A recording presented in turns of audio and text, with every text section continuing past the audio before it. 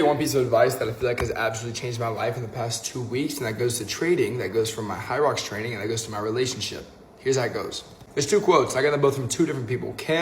Nick Bare. Never had a conversation with Nick Bare, but I listened to his book. One of the chapters it says, be consistently good, not just occasionally great.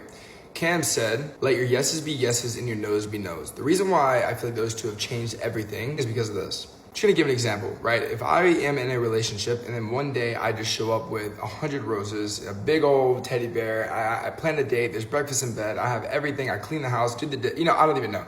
I do above and beyond, there's a car out front, I don't know.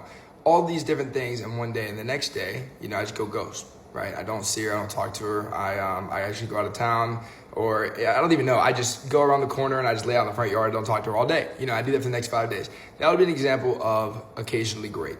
Whenever you're trading, you're trading the stock market. If you go for a day that's $10,000, but your normal day is like $200 or $300, that one time you're going for 10K, you might over leverage yourself and you might just burn the entire thing. That's the example of being occasionally great. When it comes to my trading right now, I would say I make on average between 5 to 6 a day per account on my 13 accounts.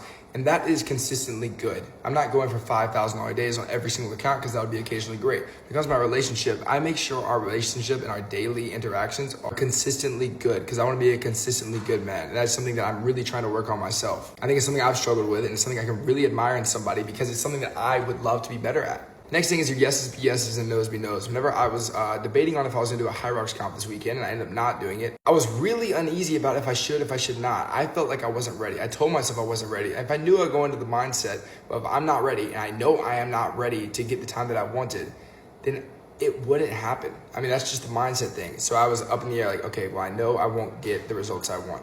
I know I won't feel the way that I want to feel. No. And just say no. Yeses be yeses and noes be noes. Decide on the spot. Now, I know it's a lot of pressure. I know it can feel uncomfortable to immediately have an answer to things immediately. That's not normal. I get it. But give yourself a really short span of time to just think, no, yes, no.